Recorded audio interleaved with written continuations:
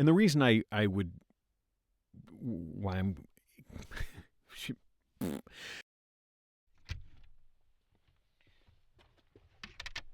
What's happening, Boot Junkies? Mike Delgadio here, back with another video on home studio setup for voiceover. And this is a little bit of an add-on, a supplement to a video I released earlier where I compared the Deity S-Mic2 to the MKH416 from Sennheiser.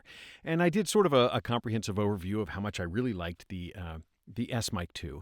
And I realized that in my mic locker I actually had another shotgun microphone, so I probably should have included a comparison of that microphone in that video, because I don't like to just keep, doing all these permutations. But it occurs to me that I probably should do a comparison between the other shotgun that I have in my locker, and that is the Rode NTG2. And the reason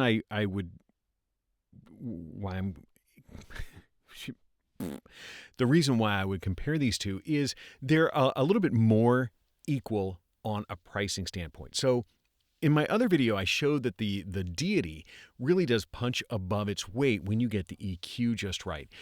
But it may be a stretch for some people. At $350, it's a fairly expensive microphone. So one thing that if you're really budget conscious, if you don't have a lot of money to spend on a microphone, you might be considering the Rode NTG2. So I thought I would give you a comparison between the two, so you could figure out if you wanted to jump up $100. Oh, I hit the mic. If you want to go $100 up from the NTG2 to the Deity S-Mic2. And so I figured I'd just give you a little back and forth sound comparison. To my ears, these two microphones really don't sound alike, and I find that the NTG2 is a lot harder to EQ to sound good.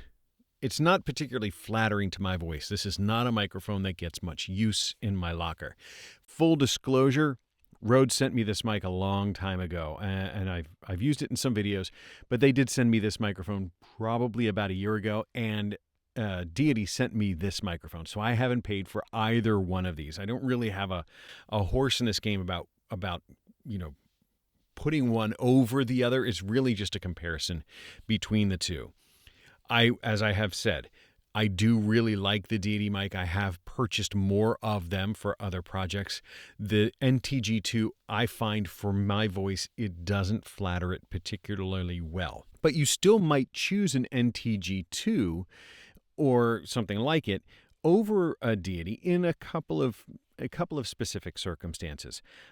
One is money, of course. This is $100 less. It's not a bad mic. It just doesn't sound as good as a mic that maybe punches above its weight for me.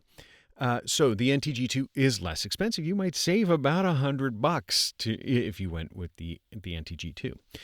The other advantage the NTG2 has over any of the other shotguns, certainly that I've reviewed, is it can also be powered by AA batteries. So if you're going to be doing some run and gun, if you wanted to if you were putting this microphone on top of a camera, you could power it with AA batteries, and then I think you could just take an XLR cable, if I'm not mistaken, an XLR cable directly out of that and into the earphone jack or the mic jack on your DSLR. So if that's really just like a plug-in power, you can have the microphone power itself and connects right to your camera. Now that's actually really handy. So this could be similar to a lot of the other video mics that you have. And I think that this is certainly on par with a lot of the other camera mounted microphones. This allows you to have a remote placement. So if you're going to have a camera and then the microphone was going to be farther away than something that's mounted with just right on top, like vlogger style, with just a cable that goes back into the camera. This one you could have on a long 20-foot cable, so that this could be over the talent. This could be on the desk for wherever they are. So you could put that microphone in a farther location by having it powered by itself. So that's really cool. Specification wise, they have some similar specifications. I've got the spec sheets right in front of me. They both are supercardioid. So from a pattern perspective, the supercardioid means that they are very sensitive from the front, fairly insensitive from the side, so I'll move over to the side of the NTG2, and you can see that the sound drops off considerably when I'm right next to it.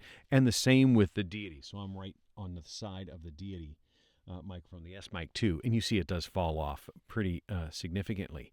The Rode NTG2 does have a slightly greater frequency response. This one says it is sensitive all the way down to 20 hertz, whereas the S-Mic2 falls off at about 50 hertz. Generally speaking, in a shotgun mic situation, especially if you're outside, you're going to be rolling off that bottom end anyway at about 80 hertz and down. So that isn't necessarily a huge deciding factor for me for these microphones. They both can accept a very loud source. They both go to about 130, 131 decibels sound pressure level, so you can be really loud up in front of the microphone. Other than that, so specification-wise, they are very similar. However, I don't think they necessarily sound very similar. Construction-wise, I do think the Deity, you get that extra $100 goes into the manufacturing of this. This is a heavier microphone. I think it's made of brass, whereas I think the Rode it sort of pimps that it's a lightweight microphone, and it feels very light in the hands. It doesn't feel flimsy, but it doesn't feel super durable either. It could be that it's made from aluminum, and I think it's made to be lighter because if you do have the two batteries in there, that will add to the weight, and they don't want to make it an excessively heavy microphone. But otherwise, I really just wanted to give you the chance to hear both of these microphones. Since I had them both, I should have put this one in the other one, and it didn't occur to me until after I'd already uploaded it to YouTube. So I figured I'd just do another quick one. And so this has been a comparison of the Deity S-Mic2 to the Rode NTG2. I hope that helps. I hope if you're in the market for a shotgun microphone, especially for voiceover, which is really what we talk about here is voiceover, either of these microphones could be good. I know some voice actors who have used this microphone as their entry level before they graduated up to a better microphone. But I do know some voice actors, beginning voice actors, who have used this one and gotten paid with it. So it's not that it's a bad microphone at $220, but I do think it has a certain sound coloration that you have to be prepared for when you buy it. Anyway, that's all I have for you today. I hope that helps. I hope this little comparison helps. Now, go get a microphone, maybe a Rode, maybe a Deity, or maybe some other microphone, but get yourself a microphone and then get into a booth and record something amazing, because I know you can. Thanks. I'll talk to you next time. Bye.